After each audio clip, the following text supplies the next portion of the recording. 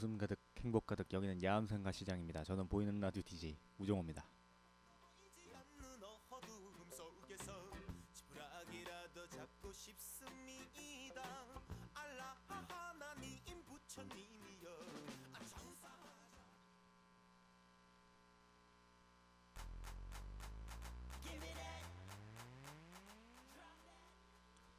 오늘 8월 28일 첫 노래로 이번에 무한도전에서 나왔던 노래죠. 황태지의 맙소사 듣고 보이는 라디오 시작해 보도록 하겠습니다.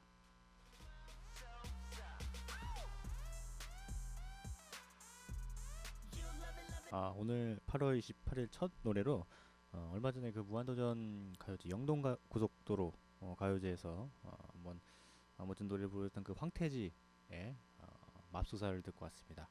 이게 그 황광이 이번에 무한도전에 새로 영입된 이제 황광희 씨랑 태양 그리고 지드래곤 이렇게 셋이서 황태지라는 이름으로 이번 무한도전에서 했는데 노래가 뭐 나쁘진 않네요. 네. 어제 그저께와 마찬가지로 날씨가 또 이렇게 무덥습니다. 네. 제가 그 주말에 비가 온다고 그랬잖아요. 지금 그저께부터. 네. 근데 다시 보니까 이제는 아예 비가 안 온대요. 이게 하루가 다르게 이게 날씨가 바뀝니다. 네. 그저께 월요일 날에 제가 봤을 때는 토요일, 일요일 비가 온다고 했어요. 그리고 화요일 날 보니까 토요일 날은 거의 비가 안 오고 일요일 날만 비가 온다고 하고 수요일 날 봤을 때는 일요일 날에 주말에 비가 살짝 오는 걸로 하고 어제 보니까 또 비가 거의 올랑말랑하게 나오더니 오늘은 아예 화창합니다. 주말이. 네. 굉장히 당혹스럽네요. 이 기상청 아저씨들. 네. 그런데 이제 화요일날 다음 주 화요일날 비가 온대요. 네, 이거는 뭐 아직 안 바뀝니다. 네, 저 오늘 월요일부터 이렇게 계속 봤는데 이번 다음 주 화요일은 하루 정도 이제 비가 온다고 하니까 참고하시고 저희 야암상가 시장 이용하시면 되겠습니다. 노래 한 곡 더 듣고 오늘 1부를 시작하는데 오늘 1부에서는 문화의 날. 네, 우리나라 신분증 면청사에 대해서 한번 이야기를 한번 해보는 시간을 가져보도록 하겠습니다. 먼저 노래 듣고 노래는 소녀시대 O 듣고 이야기를 계속 해보도록 하겠습니다. 소녀시대 O 듣고 왔습니다. 이 소녀시대 O는 네, 제가 뭔가 그 군대에 있던 그때랑 그 생각나가지고 굉장히 그 일부러 제가 한번 선곡을 해봤습니다. 이 노래는. 네. 1부 네, 문화의 날 신분증 변천사를 이제 얘기할 건데 여러분들 그 거의 다 그 신분증 가지고 계신 주민등록증 네, 그 주민등록증에 한번 그 변천사를 알아보도록 하겠습니다.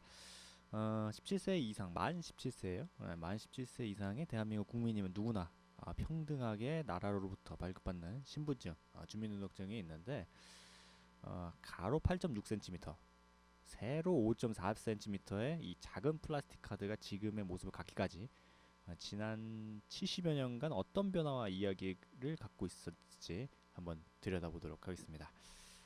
광복 후 정부는 이제 인적 청산과 불순 세력 색출 등을 이유로 등록표를 만들어서 국민들에게 배포를 합니다. 1947년에 이 등록표를 만들어서 국민들에게 배포를 했는데 정부 수립 후 최초의 신분증이 이 등록표라고 합니다. 제가 이거 사진을 봤거든요. 사진을 보면은 등록표가 그 뭐라고 해야지 자기 한 손바닥보다 조금 더 큰 그런 종이에요. 예, 그냥 종이에 이렇게 뭐 이게 인적사항 같은 게 적혀 있는 그게 우리나라 최초의 현대적인 신분증이 되겠습니다. 그 후에 1949년 국민증이란 이름으로 갱신한 후에 사용에다가 종이로 만들어진 이제 등록표 국민증은 이름 생년월일은 물론이고 지문 날인까지 한 신분증으로 항시 휴대해야 됐다고 합니다. 이 신분증들은 각 그 지자체별로 이제 발행해서 사용을 했는데 근데 이게 그 종이로 돼 있으니까 혹시 이거 비가 이게 항상 들고 다녔어야 됐대요. 근데 이제 들고 다니다가 비 오면 이거 다 젖어서 찢어지면 또 다시 만들어야 되나요, 이게? 어, 하여튼 옛날에는 그랬고 그리고 광복하고 나서 조금 있다가 또 이제 우리 동족산장의 비극 6.25 전쟁이 발발하죠. 이 생사를 넘나드는 전쟁통에서도 수많은 신분증이 생겨났고 신분증은 피난민들의 필수품이 되었습니다. 전쟁 직후에 사회부, 지금의 내무부죠. 거기서 이제 발행한 피난민증이라는 게 있네. 피난민증은 피난을 가기 위해 식량을 배급받기 위해서 부역자가 아니라는 것을 증명하기 위해 꼭 필요했는데 전쟁이 끝난 후에 이 피난증은 신분증을 만드는 기초 자료로 쓰이게 됐다고 합니다.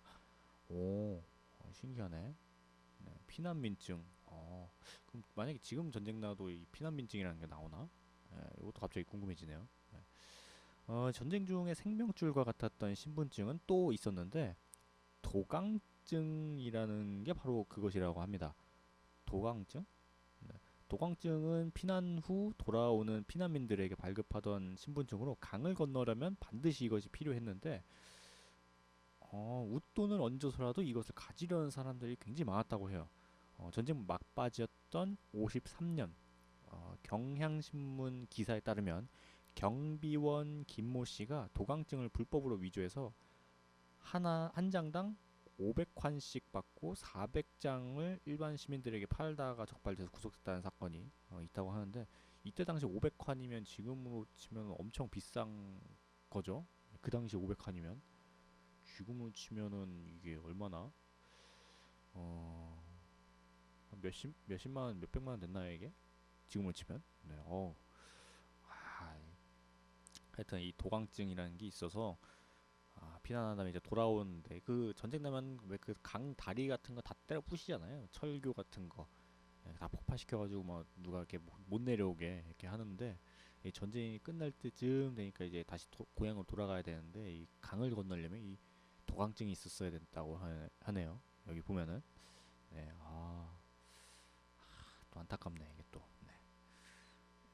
음. 그리고 이제 전쟁 중에 발행된 여러 신분증 중에는 슬픈 신분증도 있는데 1950년 7월 미군의 요청으로 징발에 의한 특별조치령이 내려지는데 이에 따라 전국 35세에서 45세 남성을 군인으로 징발하게 됩니다. 네.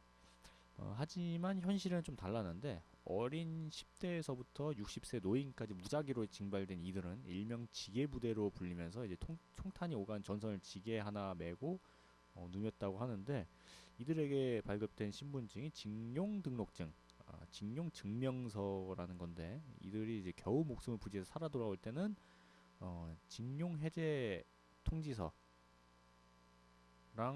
열차표 한 장만 주고 돌아가게 했다고 하네요. 네, 이다 그 하여튼 네 전쟁은 나면 안 돼요. 네, 이 북한 이것들을 아주 그냥 네, 얼마 전에 또 그 북한이 또 이상한 짓 했죠. 네, 갑자기 화가 나네. 네, 노래 듣고 오도록 하겠습니다. 시아 다비치 티아라의 여성시대 그리고 시크릿의 별빛 달빛 듣고 이 신분증 천사에 대해서 계속 이야기해 보도록 하겠습니다.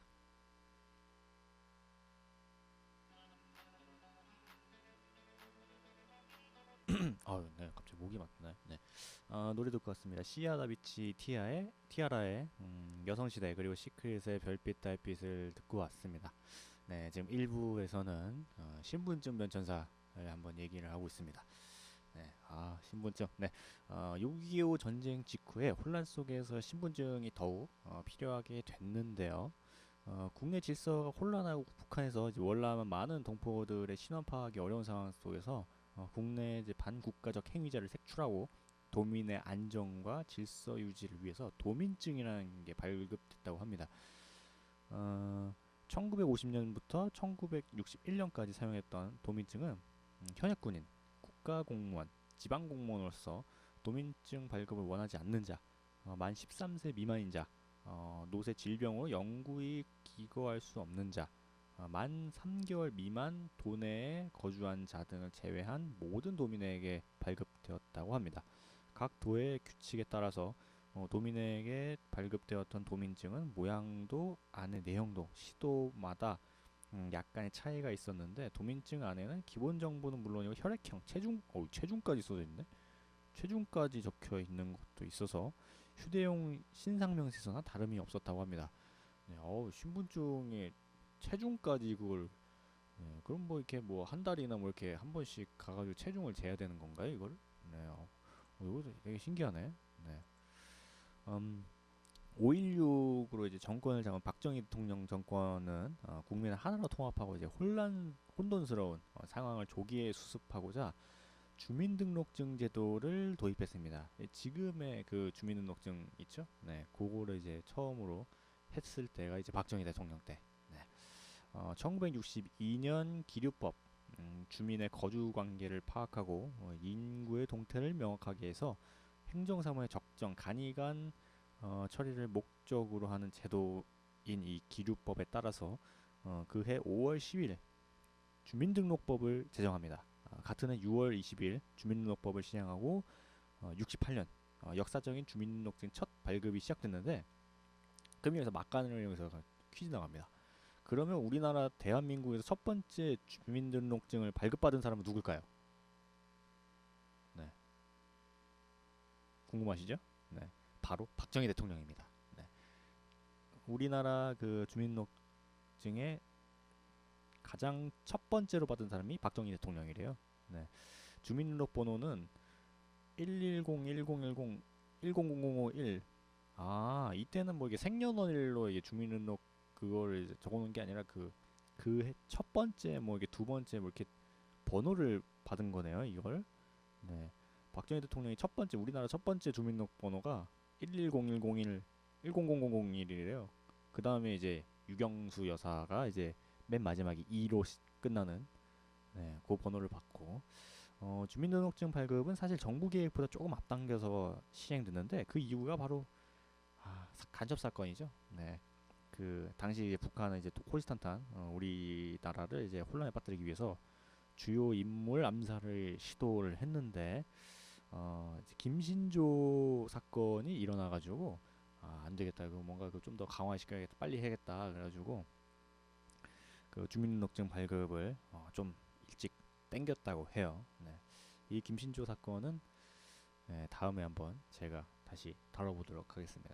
이게 또 재밌는 이야기가 많더라고요. 이게. 네. 혼란의 시대에 믿을 건 이제 신분증밖에 없었다. 뭐 그런 생각을 가지고 이제 했던 것 같은데 증을 몇 개 갖고 있느냐가 이제 권력과 힘의 상징일 정도였다고 해요. 옛날에는 1972년 6월 청와대 민원반을 사칭해서 건축업자들에게 돈을 뜯어낸 사기꾼 두 명이 공개됐는데 이들이 꺼내든 건 이제 공무원증도 아니고 명함도 아닌 야간 통행증? 네, 야간 통행증이었다고 합니다.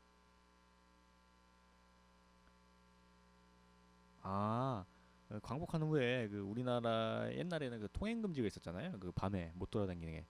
당시 이제 자정부터 이제 새벽 4시까지는 밖에 나갈 수 없었는데 주민등록증이 이제 68년에 발급이 됐지만 그것만으로 이제 불순 분자나 이제 간첩을 색출하기에는 어려움이 있다고 해서 정부가 이제 도입한 것이 통행 금지와 야간 통행증이라고 합니다. 통금 단속에 불응하고 달아나는 차량에 군인이 소총을 발포할 만큼 무시무시했던 시절이라고 하네요. 심야 거리를 마음대로 활보할 수 있는 것은 이제 특권 중에 특권이었는데 조선시대 마패가 이제 암행어사에 무소불위 권력을 행사하는 허가증처럼 이제 사용됐듯이 야간 통행증도 마찬가지 뭔가 그 되게 대단한 힘을 가지고 있었다고 합니다. 옛날에는 그 야간 통행이 금지돼 가지고 밤에는 못 돌아다니니까 이 야간 통행증이 되게 뭔가 상대적인 그 권력의 상징이 됐던 것 같네요. 이걸 보니까. 네. 사실 제가 그때 그 살지를 않아가지고 이제 이야기만 들으면은 그때 조금 그 뭔가 공포의 분위기가 많이 조성됐었다고 하는데 지금은 뭐 새벽에 보면은 막 다 돌아다니죠. 막 남자건 여자건 뭐 젊건 그 뭐 나이가 있건 뭐 새벽이든 밤이든 막 맘대로 돌아다닐 수 있으니까 많이 그 좀 자유로워진 우리 대한민국입니다. 갑자기 이상한 얘기로 넘어갔네. 노래 듣고 오도록 하겠습니다. 노래는 이제 마이비의 심장 어택 그리고 트와이즈의 삐삐 듣고 신분증 변천사에 대해서 계속 이야기해 보도록 하겠습니다.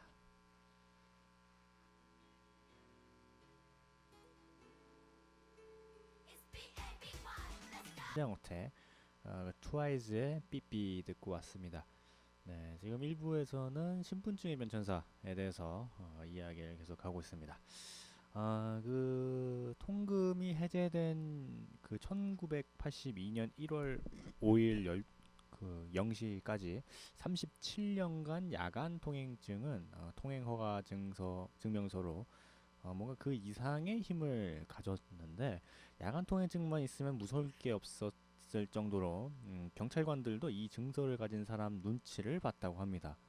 아, 그러니까 야간 통행증을 이제 좀 높은 사람이나 뭐 이런 사람들한테 주니까 그 당시에 뭐 그런 거 있잖아요. 뭐 이렇게 뭐 경찰이 뭐 다가와가지고 뭐 이렇게 달라고 하면은 내가 누군지 아냐고 뭐 그러잖아요. 막 그 뭔가 그 자기 그 위치라든지 뭐 이런 걸 말해주면 그냥 넘어가던 그런 시절이었으니까 야간 통행증이 굉장히 그 힘이 생각보다 셌나 보네요.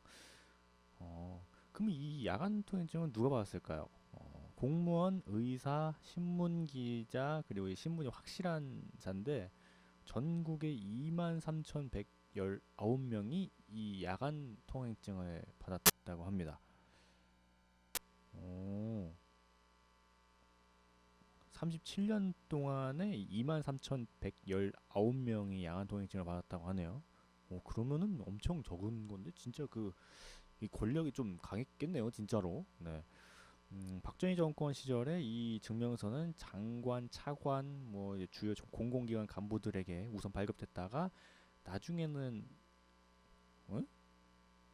김장용 배추운전 운전기사가 이제 그 운반을 해야 되니까 그 김치 먹어야 되니까 김장용 배추 운반 트럭 운전사나 영세 상인들도 이제 갖게 되었다고 합니다. 가수 이장희 씨나 윤영주 등 심야 DJ들도 받았다고 합니다. 그들이 뭐 일을 해야 되니까. 네. 그런 게 있었네. 그리고 이제 1975년 주민등록증에도 이제 변화가 생겼는데 12자리 숫자에서 13자리 그리고 이제 주민등록번호 앞번호를 생년월일로 바꿔 쓰기 시작했고 이때부터 주민등록증 발급 대상자 연령도 18세에서 17세로 변경이 됐습니다. 네, 변경 이유는 민방위대 그 전시동원 대상자와 일치시키기 위해서 좀 바꿨다고 해요. 그리고 이제 그 이후에 1983년에 또 한 번의 변화를 맞게 되는데 이때부터 가로가 긴 형태 주민등록증이 사용됩니다. 네. 지금이랑 거의 비슷하게 생긴 그런 지금이랑 그 모양이 약간 비슷한 그로부터 약 16년 정도 뒤에 1999년 9월 홀로그램 등 첨단 기술로 제작된 현재 플라스틱 주민등록증이 만들어집니다. 네. 그러니까 역사가 굉장히 긴 거죠. 네, 옛날에는 아예 그냥 종이 쪼가리 같이 생겼던 건데 지금은 이제 그 플라스틱으로 돼가지고 그 모양도 약간 좀 이쁘게 만들었어요. 또 네, 그나마. 네, 그래가지고 이제 주민등록증의 그 신분증에 대해서 한번 변천사를 한번 파봤는데 제가 그 요즘도 그런지 모르겠어요. 그 주민등록증 만들려고 이게 우편이 오잖아요. 그러면 동사무소 가가지고 이제 하는 건데 제 갑자기 그 제 주민등록 만들 때가 기억나네요. 가가지고 제가 그때 좀 늦게 잤거든요. 늦게 자가지고 아침 일찍 막 되게 부시시한 상태로 저는 그냥 가가지고 이게 뭐지 지장이라고 하죠. 그 지장만 찍고 오면 되는 건 줄 알았어요. 근데 가더니 갑자기 그 지장 찍고 뭐 이게 이것저것 쓰더니 사진을 여기다 넣어야 된대요. 그래서 사진을 넣어야 된다고. 그날 제가 굉장히 부시시게 머리도 안 감고 막 갔거든요. 그래가지고 굉장히 부시신 상태로 사진을 이거 찍어 넣어야 된다고 저쪽에 서라고 하더라고요. 그래서 저쪽에 섰어요. 그러더니 사진 한 방 딱 찍더니 제 민증사진에 바로 박는 거예요. 그러더니 굉장히 당혹스러웠습니다. 네. 지금도 그런지 모르겠는데 그래가지고 제가 깜짝 놀라가지고 그러면 조금만 기다리라고 제가 그 사진 하나 가져오겠다고 이거 넣지 말라고 딴 거 달라고 제가 그 사진 가져올 테니까 증명사진 가져올 테니까 이거 말고 딴 거 해달라고 그래가지고 제가 그때 다 하고 주민등록증 거의 다 끝나고 이제 거의 집 바로 옆이었거든요. 네, 거기 바로 골목 하나 올라가면 저희 집이었기 때문에 조금만 기다려가지고 막 엄청 뛰어가지고 제 증명사진 그 당시에 딱 때마침 또 증명사진 찍을 기회가 있어가지고 증명사진 때마침 그거를 이제 뜯어와서 이제 줘가지고 지금까지 아직까지는 이제 주민등록증 뭐 잊어버리거나 재발급 받은 적이 없어서 그때 당시에 사진이 아직까지 제 민증 그 주민등록증 사진에 붙어 있습니다. 네. 제가 그때 고등학교 때 찍었던 사진이니까 조금 앳돼 보이죠? 네. 제가 가끔 가다 제가 저 축구장 가면은 제 축구 보러 많이 다니거든요. 네, 축구 보러 가면은 어, 가끔 가다 제가 맥주를 사 먹어요. 그러면은 그 점원이 저를 슥 보더니 민증을 그 주민등록증을 달라고 할 때가 있어요. 신분증 달라고. 그럼 제가 주민등록증을 이제 슥 보여주면은 굉장히 당혹스러워합니다. 같은 사람이냐고. 네, 제 고등학교 때 사진이랑 그때는 그때 제가 그 머리 빡빡 밀고 다녔거든요. 네, 그래서 빡빡 밀린 그 사진에 때 거기다 그때 당시에 제가 안경을 안 썼어요. 네, 그때 그나마 좀 눈이 조금 지금보다는 좋아서 안경을 거의 안 쓸 때였었는데 하여튼 그 사진이랑 지금이랑 조금 많이 다른가 봐요. 그래가지고 제가 그 주민등록증 사진 이렇게 보여주면은 같은 사람이냐고 딴 사람 아니냐고 예, 이 위조한 거 아니냐고 막 그랬던 적이 있습니다. 네. 근데 다행인 거는 그 주민등록 그 신분증 달라고 이렇게 말하는 게 조금 이 사람이 뭔가 어려워 보여서 이게 달라고 하는 거잖아요. 그러면은 뭔가 주면서도 흐뭇해요. 이렇게 맥주 이게 사러 갔다가 이게 뭐 신분증 달라고 하면은 굉장히 흐뭇합니다. 기분이 좋아요. 네, 왠지 뭔가 그날 가면은 제가 응원하는 팀이 이길 것 같고 그렇지만 막상 가보면은 그렇게 자주 이기지는 않더라고요. 뭐 약간 징크스 같이 돼가고 있어요. 요즘 제가 뭔가 그 편의점 같은데 가서 맥주 하나 사고 이제 축구장 가면은 그 편의점에서 이제 신분증을 달라고 할 때 그날 경기는 좀 이겨본 적이 거의 없었던 것 같아요. 네. 생각해보니까 진짜 없네 거의. 어, 마냥 기쁠 일도 아니네요 이게. 네. 좀 짜증나네. 네. 그럼 신분증을 달라고 하면 딴 걸 줘야 되나? 네. 갑자기 또 여담이 또 길어졌는데 요즘에 그 동사무소 가서 그 사진을 찍으면은 요즘엔 동사무소에 그런 게 있다고 하더라고요. 저거 뭐지? 그 주민등록증 그 사진 그때 바로 그냥 찍을 수 있게 뭐 이렇게 사진관 같은 데 가면은 왜 막 뒤에 배경 이렇게 있고 뭐 이렇게 의자 있고 그 카메라로 딱 찍은 그 셔터 누르면 막 반짝해가지고 찍을 수 있는 그런 게 있다고 하더라고요.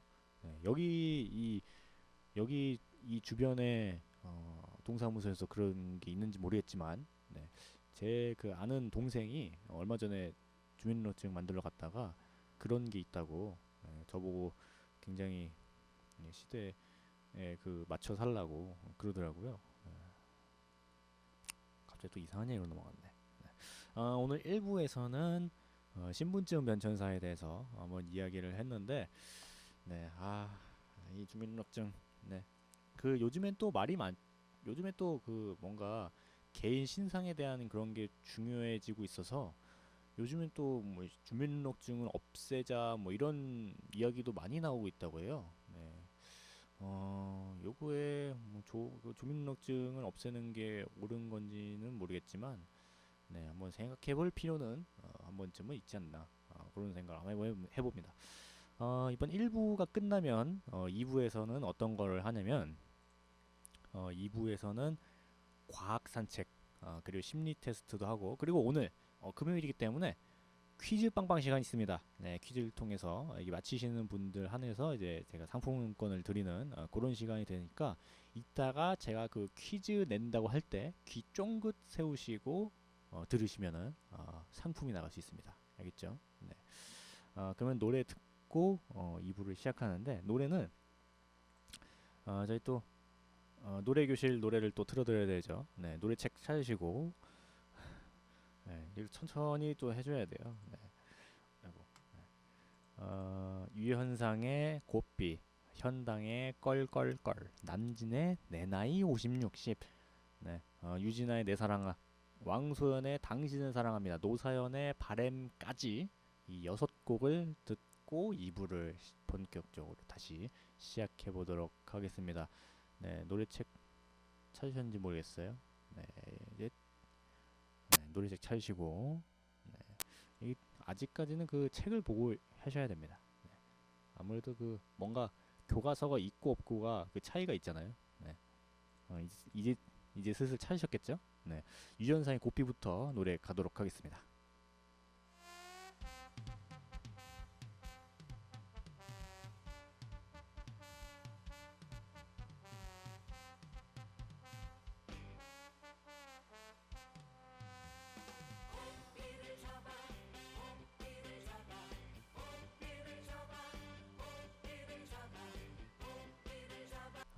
노래를 저희 노래 교실에서 배우는, 네, 그 6노래를 듣고 왔습니다.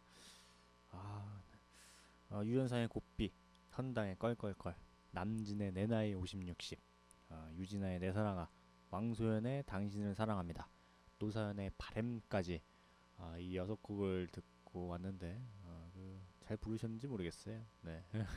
이 노래 틀어드리면은 그 항상 그 저희 노래교실 배우시는 분들이 책 펴놓고 따라 부르시거든요. 네. 네, 오늘 그 2부에서는 심리 테스트, 그리고 과학 산책, 그리고 이따가 퀴즈를 통해서 상품을 드리는 그런 시간을 가져보도록 하겠습니다.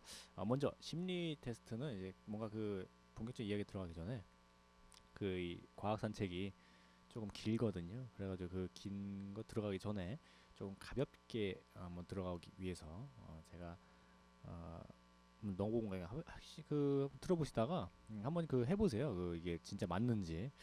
그러면은 심시티에서 한번 해보겠습니다. 그 여러분들이 빵집 앞을 지나가는데 맛있는 냄새가 이제 나서 한번 빵집에 들어갑니다.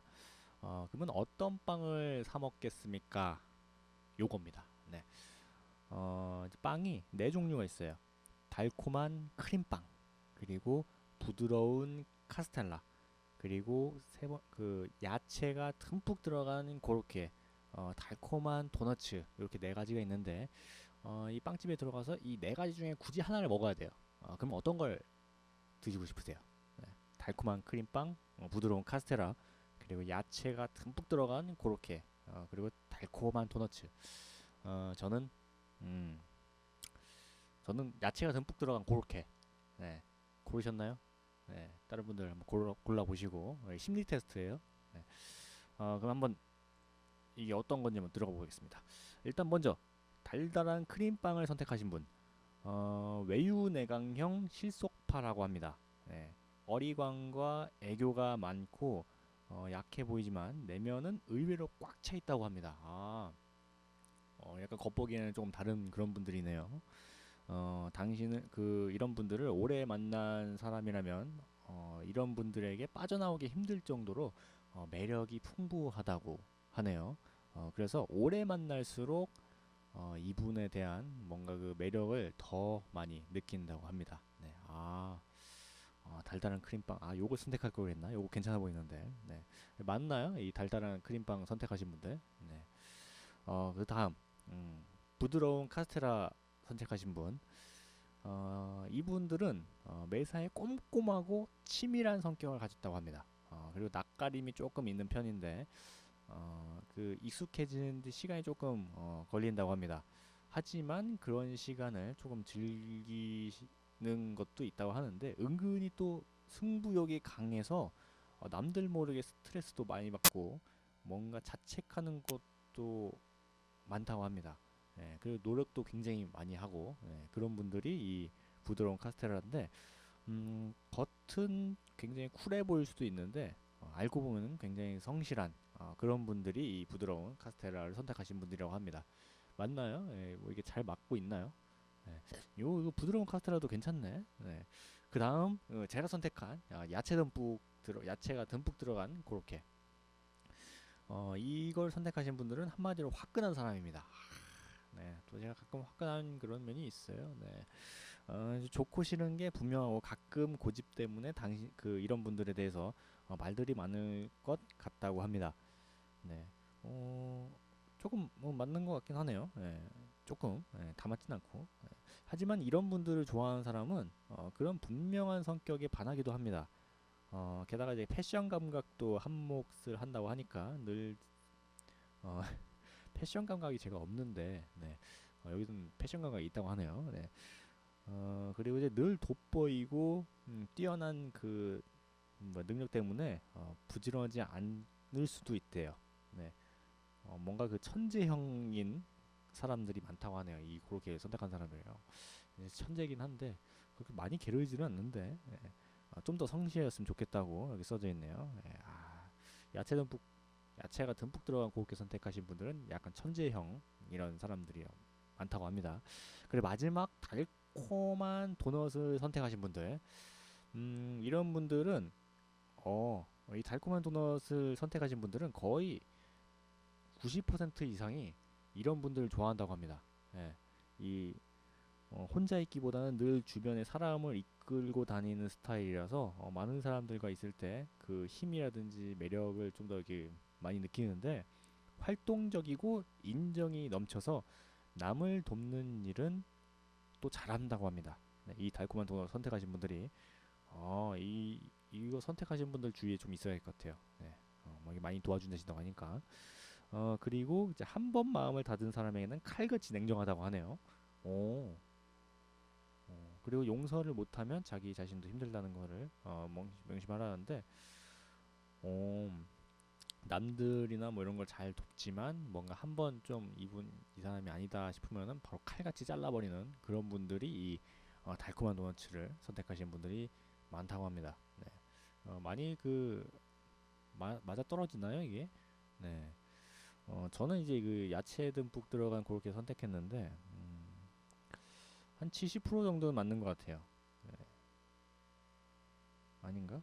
네. 네. 혹시 그냥 그 재미로 하는 거니까 이게 그냥 100% 맞거나 아니면 완전 이거를 많이 믿어서는 안 될 것 같아요. 그냥 웃고 한번 그런가 보다 하고 그냥 넘어가면 좋을 것 같습니다. 네. 네, 그러면 이제 노래 듣고 본격적으로 2부 과학 산책에 대해서 과학 산책을 한번 해보도록 하겠습니다. 노래는 김소정의 댄스 뮤직 그리고 LPG의 느림보 듣고 오도록 하겠습니다. 좋습니다. 김소정의 댄스 뮤직 그리고 LPG의 느림보까지 노래를 듣고 왔습니다. 이제 2부 과학 산책을 들어가는데 오늘 과학 산책 주제는 얼마 전에 비가 많이 내렸죠. 네, 그 비가 많이 내려서 제가 낙뢰에 대해서 한번 파봤습니다. 낙뢰가 뭔가 번개가 뭐 터지는 거 있죠? 네, 그거를 한번 제가 한번 파봤습니다. 낙뢰는 이제 구름과 대지 사이에서 발생하는 방전 현상을 이제 말하는데 낙뢰는 생각보다 많이 발생한다고 해요. 통계에 따르면 우리나라에서 평균적으로 매년 어유 엄청 많이 되네. 14만 건 정도의 낙뢰가 발생한다고 합니다. 번개가 이제 땅 딱 터지는 거 있죠. 네, 그거가 이제 네, 네, 네, 그게 한 14만 건 정도 된다고 하는데 최근에 그 기상 이변 심화나 지구 온난화 네? 네. 네. 소리를 줄여달라고. 네.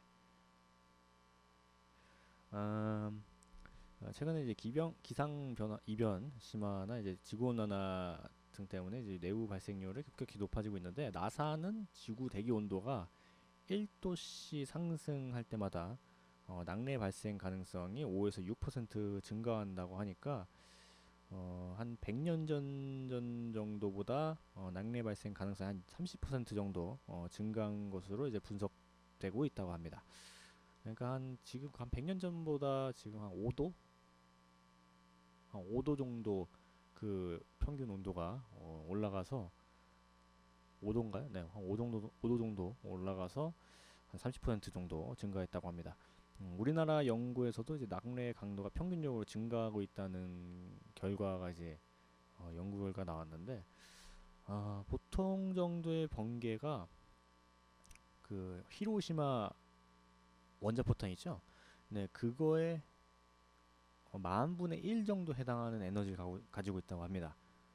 어, 여기 뭐 이게 전문 용어가 나와 있네. 히로시마 원폭의 에너지는 67 테라줄, 번개 에너지는 평균 5기가줄이라고 이제 써져 있는데, 그러니까 한 그 히로시마 원자 폭탄 터진 그거에 한 만 분의 1 정도가 번개 하나 딱 떨어졌을 때 그 힘이라고 합니다. 그렇기 때문에 낙뢰 이제 맞으면 피해가 클 수밖에 없는데, 낙뢰로 인한 피해는 벤저민 프랭클린이 피레침을 만든 후에 다양한 피레침이 보급되면서 획기적으로 줄었습니다. 옛날 같은 경우에 왜 옛날에 그 전설의 고향인가요? 네, 그거 보면은 막 뭐 낙뢰 떨어져가지고 막 나무 날라가고 막 집에 맞아가지고 그 터지는 것도 봤어요. 그 전설의 고향에서. 네, 그런 게 많았었는데, 이 벤자민 프랭클린이라는 이 양반이 피레침이라고 하는 거 있죠? 그 뭐라 지 바늘 같은 거, 네, 그걸 딱 해놓으면은 이제 번개가 그거에 딱 맞아가지고 이제 그냥 지면에 사라지는 그런 걸 개발해가지고 이 낙뢰에 의한 피해가 거의 없다고 해요. 네, 거의 그냥 아무도 사람이 없는 곳이나 이런 곳에서 거의 이 14만 건 중에 거의 대부분이 다 그런 데 떨어져가지고, 네, 뭐 피해는 아주 획기적으로 줄었다고 합니다. 근데 이제 처음부터 피레침이 잘 받아들여진 건 아닌데, 1769년 이탈리아의 브레스치아 교회에서의 일인데, 피레침을 달아서 피레를 줄이자고 해가지고 교회 지도자들은 교회 지도자들이 반대했네요. 이거를 피레침 다는 거를. 어, 아, 이제 하나님께서 이제 교회당에 벼락을 내리신 거라고, 이거를 피하면은 신성모독이라고 했대요. 이 이탈리아의 이 인간들이. 네. 이 아저씨들이 그 그 낙뢰가 이제 하나님께서 이제 하시는 거니까 그거를 우리가 이제 자의적으로 피하면은 그거는 신성모독이라고 해가지고 피레침 다는 거를 이 교회 이탈리아 브레치아 교회 지도자들이 반대를 했었다고 합니다. 세상에서 가장 안전한 곳이 교회당인데, 이들을 이제 피레침을 설치하는커녕 교회 안에 도시의 모든 화약을 저장했다고 합니다.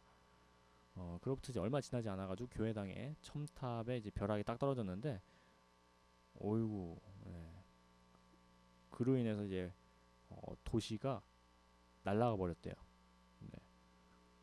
사람도 많이 죽고 막 도시가 많이 부셔져가지고, 어, 역사상 낙뢰로 인한 가장 큰 피해 중에 하나가 이 이탈리아 브레치아 교회 사건이라고 하네요. 네. 어, 그러나 실제 낙뢰로 인한 이 사망률은 뭐 10% 내외로 생각하는 만큼 높지는 않다고 하는데, 낮은 편도 아니죠 이게. 네. 최대 7번 맞고 살아남은 사람도 있다고 합니다. 이야, 지금까지 그 기네스북에 그 번개를 7번 맞고 살아있는 사람이 있대요. 네. 되게 신기한 사람이네. 그리고 낙뢰를 맞은 사람 중에서 가장 운 없는 사례를 알려드리면, 서머포드라고 그 영국의 육군 소령이 있는데, 이분이 1918년 2월 프랑드르에서 독일군과 전투를 벌이던 중에 낙뢰를 맞고 말에서 떨어졌는데, 하반신 마비가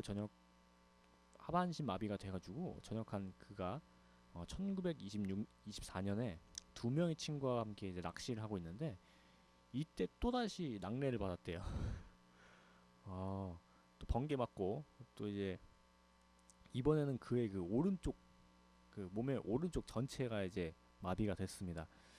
근데 운명의 장난처럼 그로부터 한 10년 뒤 1934년에 세 번째 낙뢰를 또 맞았다고 합니다.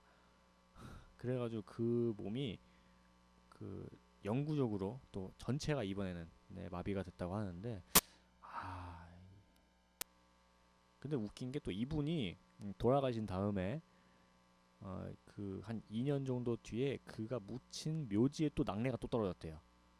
네. 야, 진짜 운은 안 좋다. 네.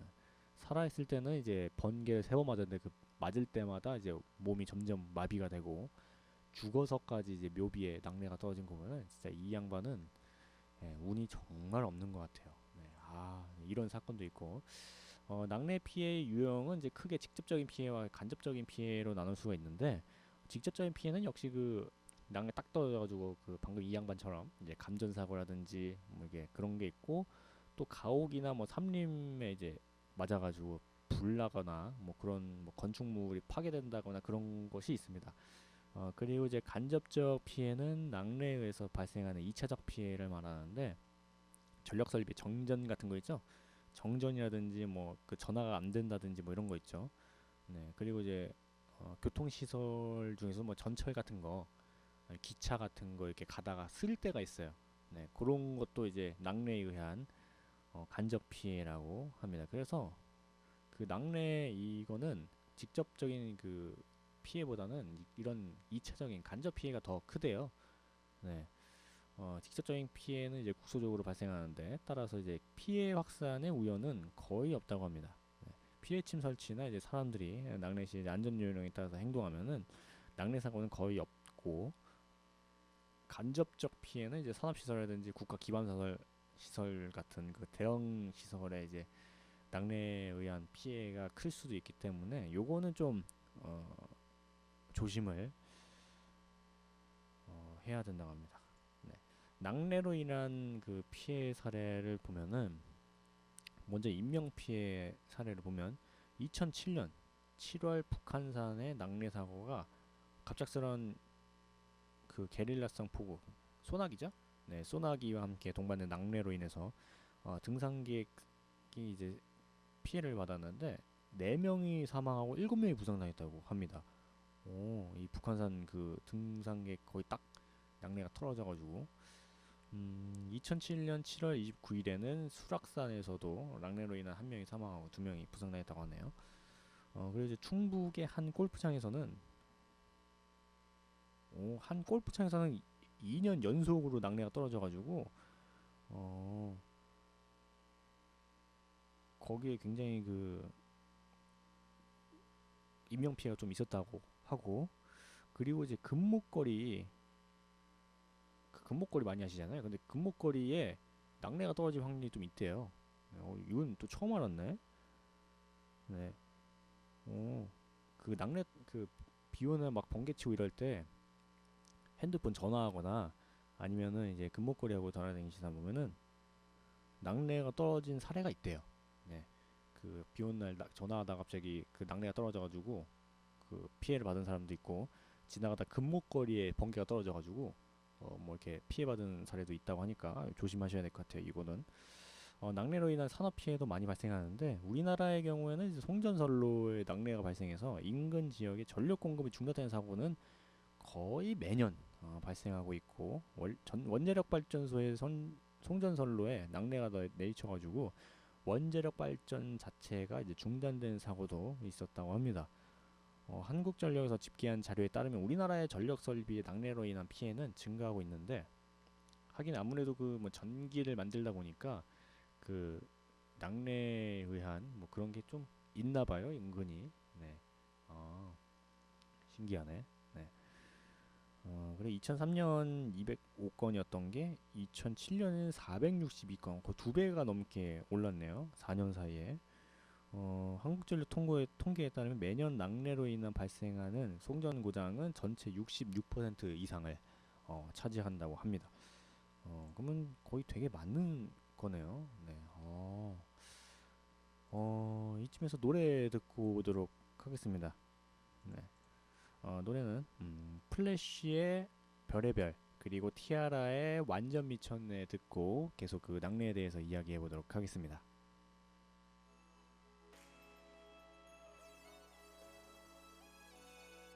노래 듣고 왔습니다. 플래시의 별의 별, 티아라의 완전 미쳤네까지 듣고 왔습니다. 지금 2부에서 과학산책 낙뢰에 대해서 이야기를 하고 있습니다.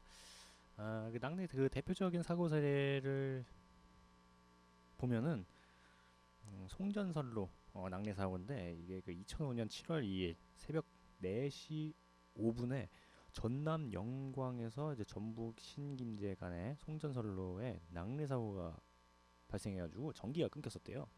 네, 이로 인해서 영광 원전 6호기 네, 6호기가 가동을 중단했고 2008년 8월 8일 888이네요. 2008년 8월 8일 네, 오전 11시 52분 고리 1호기 역시 송전선로 낙뢰로 인해서 발전이 정지되었었다고 합니다. 하루 이상 그 원전 발전이 중단된 사태가 발생했는데 오랫동안 안 했네요 이걸. 원자력 발전소 가동 중지는 직접적인 경제적 손실이 굉장히 크다고 합니다. 이뿐만 아니라 낙뢰가 7, 8월에 집중되기 때문에 여름철 전원 수요가 집중되는 시기가 딱 겹쳐요 이게. 이 이야기는 전력 수급에도 지대한 영향을 줄 수 있다는 것인데, 두 번째 사고는 그 철도 낙뢰 피해인데 2006년 8월 5일 오후 3시 41분에 대전 대덕구 오정동 조차장역 구내에 낙뢰로 인해서 열차 신호 제어 시스템이 고장 났는데, 이 사고로 열차 신호 제어 시스템이 1시간가량 마비돼 가지고 대전을 통과해 내려가야 되는 그 경부선, 호남선, 전라선 등 대부분의 열차 노선이 연착돼 가지고 시민들이 굉장히 큰 불편을 겪었었다고 합니다. 딱 여기에 딱 떨어져 가지고 예. 하필이면 네. 갑자기 목이 이렇게 잠기네요.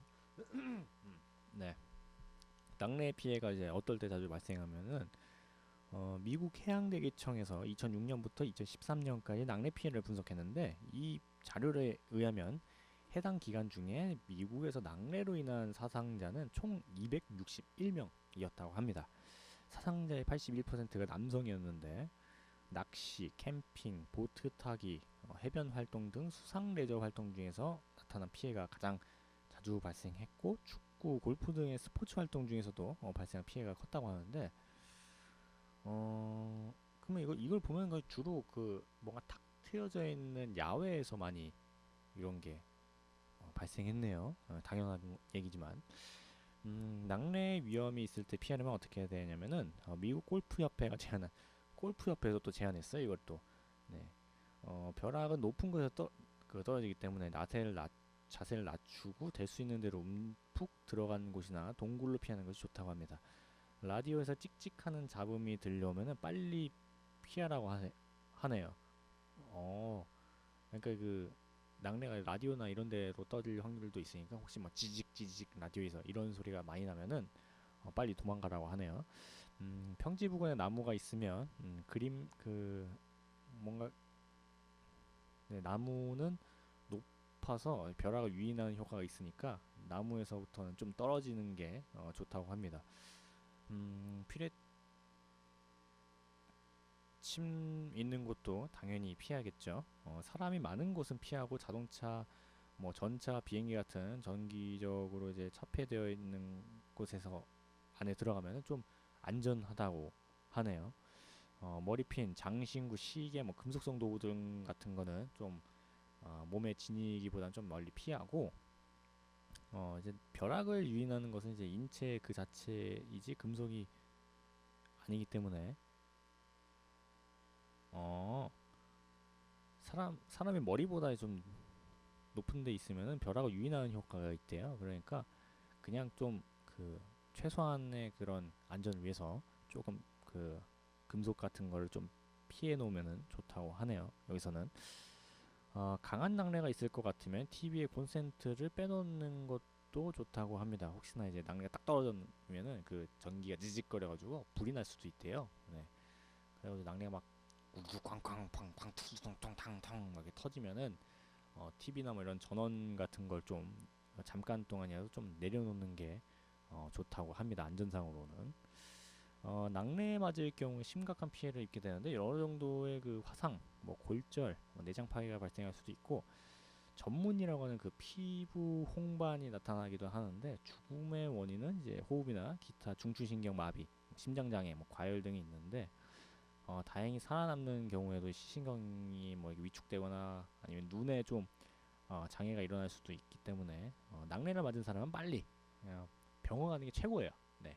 일단 병원 가는 게 좋습니다. 네, 119 신고를 하고 이제 도착할 때까지 인공호흡 같은 것도 이제 그 응급처치죠. 네, 응급처치 좀 하고, 낙뢰 사고 사망률은 이제 앞서 설명한 것 같이 10% 내외이긴 하지만 이제 좀 맞았다고 해가지고 이제 손 놓고 있으면은 네, 위험할 수가 있습니다. 네.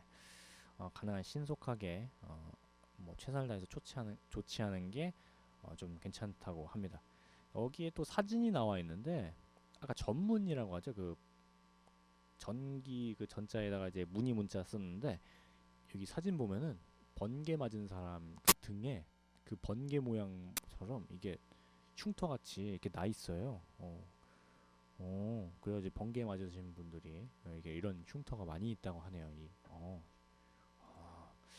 번개가 가진 그 엄청난 전기 에너지를 활용하는 방법이 없을까 하고 이렇게 막 과학자들이 연구를 많이 하는데 번개가 전기로 밝혀진 그 18세기 이후에 수많은 과학자들의 연구 주제였다고 합니다.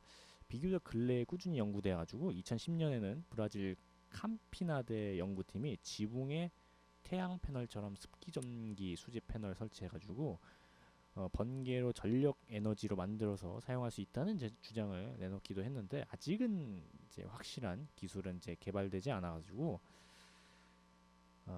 네, 번개 에너지를 이제 저장하는 설비를 만드는 것 자체도 쉽지 않겠지만 경제성을 갖춘 설비를 만드는 것도 더 힘들기 때문에 번개를 전기로 다시 우리가 쓸 수 있는 생활 전기로 만들 수 있는 거는 좀 오랫동안 지켜봐야 될 일인 것 같습니다. 네. 네. 그렇구나. 네.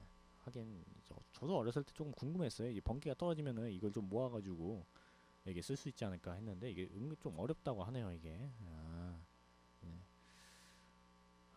저는 아직 그 낙뢰가 딱 떨어져가지고 나무가 딱 그 갈라진 드라마나 영화 같은 데서 보면은 막 번개 떨어져가지고 나무나 이런 게 막 갈라지고 막 불나고 막 그런 거 있잖아요. 저는 그거를 그 중학교 때 저희 시골에서 한번 봤어요. 네. 그때가 아마 그 뭐지? 매민가 루스안가 그 태풍 올 때 저희 그 시골에서 이제 집에 있는데 막 진짜 막 다 날라가고 막 울고 막 흔들리고 막 그랬거든요. 막 그러다가 진짜 어마어마하게 큰 소리가 났어요. 막 꽝 엄청 큰 소리가 나가지고 그 때마침 화장실 갈 일이 있어서 쓱 나와가지고 봤더니 저희 집 위쪽에 그 교회가 있거든요. 그 교회 위쪽에 나무들이 좀 많은데 거기에 딱 떨어진 거예요. 네. 진짜 그 번개 떨어진 소리가 어마어마하게 크더라고요 이게. 네. 진짜 신기했습니다. 네, 그 어린 나이에. 네. 뭔가 거기 가보고 싶었는데 차마 무서워가지고 못 갔고 그냥 그 다다음 날인가 그 비 좀 그쳤을 때 제가 가봤을 때 가보니까 그 번개 떡 떨어진 곳에 막 나무가 막 다 부셔지고 막 그 주위에도 막 그 막 뭔가 여기에 번개가 떨어졌어요 하는 그런 흔적이 있더라고요. 네, 좀 신기했습니다. 네. 노래 듣고 오도록 하겠습니다. 노래는 네, 러브어스의 티클 그리고 헬로비너스의 난 예술이야. 요거 듣고 좀 있으면 또 이제 퀴즈 빵빵. 네, 퀴즈를 통해서 상품을 드리는 그런 시간이 갔는데 조금만 기다리시고 이 노래 듣고 바로 시작하도록 하겠습니다. 러브어스의 티클, 헬로비너스의 난 예술이야 듣고 오도록 하겠습니다. 노래 듣고 왔습니다. 러브어스의 티클이 아니구나. 맞네. 러버스의 티클, 헬로비너스의 난 예술이야. 요 노래 두 곡을 듣고 왔습니다. 오늘 2부에서는 과학 산책, 저희 낙뢰에 대해서 한번 이야기를 해봤는데 이제 드디어 기다리게 됐던 퀴즈 빵빵 시간이 왔습니다. 네, 이 퀴즈를 통해서 맞히신 분들에 한해서 상품을 드리는 그런 시간이 되겠습니다. 오늘 그 퀴즈는 어떤 거를 또 할까 또 고민을 하다가 오늘 그 한 내용들 중에 하나를 퀴즈로 한번 내봤습니다. 저번 퀴즈 같은 경우에는 그거였죠. 그 우리나라 영화 중에 그 관객이 가장 많이 본 영화는 어떤 것이냐. 네, 그게 이제 정답이 그때 이제 명량이었는데, 네, 안타깝게도 그 명량 명량 맞추신 분이 한 분도 없었어요. 네, 굉장히 안타까웠습니다 그때. 네, 이걸 어떻게 해야 될지. 아 그리고 맞다. 그때 그 저희 그 참여해주신 분들 중에서 이제 제가 두 분을 선택했는데 아직 연락 안 드렸네요 제가. 제가 그 이따가 이따가나 아니면 다음에 좀 연락을 다시 드리겠습니다. 이분들은 제가 상품권 드릴게요. 네. 안 되겠어요. 이분들은 고마워가지고 네 드리겠습니다. 오늘 퀴즈 빵빵 시간에 퀴즈는 네. 이 퀴즈를 이제 맞추신 분들을 한해서 이제 드리는 거예요. 네. 그 맞추시면은 이제 그분들을 추첨을 해가지고 이제 몇 분 뽑아가지고 제가 상품권을 드리는 겁니다. 네. 그러면 퀴즈 한번 나가겠습니다. 다음 중 주민등록증 1호 발급자는 누굴까요? 네, 다음 중 주민등록증 1호는 누굴까요? 1번 박정희 전 대통령, 2번 김대중 전 대통령, 3번 이명박 전 대통령. 보기가 3번까지입니다. 네. 1번, 2번, 3번 중에 고르셔가지고 그 뭐 이렇게 말로 하지 마시고 그 종이 같은 거에 성함이랑 연락처 쓰시고 그리고 정답이라고 생각하시는 번호나 아니면은 이제 그걸 쓰신 다음에 저희 야암상가시장 보이는 라디오로 주시면은 제가 정답자에 한해서 추첨을 통해서 상품권을 온누리 상품권을 드리도록 하겠습니다. 네, 현금과 같이 사용할 수 있는 이 온누리 상품권 시민 여러분들뿐만 아니라 저희 상인 여러분들도 누구나 저 빼고 어떤 분이든 상관없어요. 네, 저는 저만 빼고 제가 만들었으니까 저만 빼고 누구든지 이 거에 참여할 수 있으니까 네, 많이 참여해 주시면 감사하겠습니다. 네. 기간은 다음 주 수요일까지 네, 다음 주 수요일까지 종이에 성함 그리고 연락처 그리고 그 정답이라고 생각하시는 걸 쓰신 다음에 이제 저희 보이는 라디오에 주시면 제가 추첨을 통해서 드리도록 하겠습니다. 다시 알려드릴게요. 다음 중 주민등록증 1호 발급자는 누굴까요? 1번 박정희 전 대통령, 2번 김대중 전 대통령, 3번 이명박 전 대통령. 누굴까요? 네. 아까 제가 그 신분증 변천사 하면서 제가 이제 알려드렸는데 네. 1호 발급자는 누굴까요? 네. 주민등록증 1호 발급자. 네. 그때 옛날에는 그 주민등록증 그 번호가 그 요즘에는 그거죠. 저 생년월일인데 그때는 그 번호로 이렇게 그냥 돼가지고 네. 하여튼 네. 힌트를 드릴까요? 네. 네. 힌트를 드리자면 2호 발급자가 그 아이고 마이크가 이렇게 됐다 안 됐다 그래. 네. 네. 그 2호 발급자가 유경수 여사입니다. 네. 유경수 여사가 2호 발급자예요. 네. 2호 발급자가 유경수 여사니까 1번 발급자는 과연 누굴까요? 네. 이 정답은 지금 현 대통령의 아버지입니다. 네. 이것만 그냥 알려드린 거네. 네.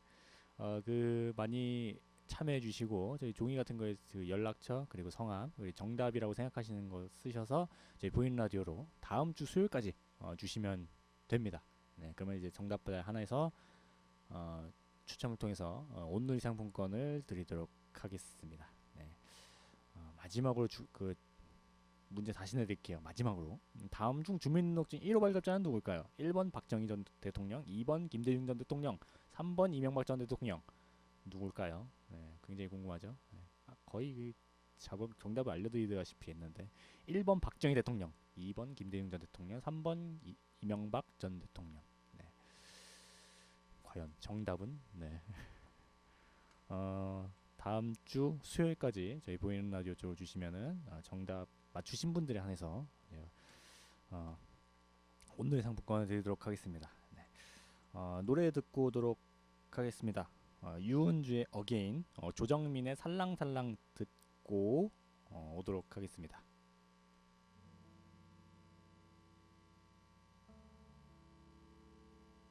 유은주의 어게인 그리고 조정민의 살랑살랑을 듣고 왔습니다. 네, 아까 제가 문제 내드렸는데 잘 못 들으신 분들을 위해서 다시 한번 오늘 마지막으로 다시 한번 알려드릴게요. 다음 중 주민등록증 1호 발급자는 누구일까요?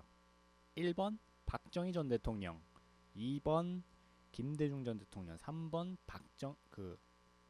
이명박 전 대통령. 네, 1번, 2번, 3번 중에 고르셔가지고 이제 정답을 맞추신 분들에 한해서 추첨을 통해서 저희가 온누리 상품권을 드리고 있으니까 저희 보이는 라디오 쪽으로 많이 참여해 주시면 감사하겠습니다. 제가 그 얘기 1부, 2부를 하다 보니까 말이 좀 많았나 봐요. 오늘 좀 많이 했네. 네, 1시간이 넘게 했습니다. 네, 라디오를. 어, 굉장히 오래 했어요, 오늘. 네. 오늘 마지막 끝곡으로 강수빈의 가락지를 들으면서 저는 오늘 물러나도록 하겠습니다. 다음 주 월요일 날 오후 12시 반에 역시 저 나타나니까요. 네, 조금만 기다려주시고 주말 아주 즐겁게 오늘 또 일기 보니까 또 바뀌어가지고 주말에 비 안 온다고 하니까 즐거운 주말 보내시고 저희 야암상가시장 찾아주셔서 정말 감사드립니다. 그리고 제가 그 방송이 끝난 다음에 바로 조금 있다가 미모의 미모의 임 DJ가 진행하는 또 보이는 라디오 하니까 또 잘 들어주시고 저는 야암상가시장 보이는 라디오 DJ 우정호였습니다. 정말 감사드립니다.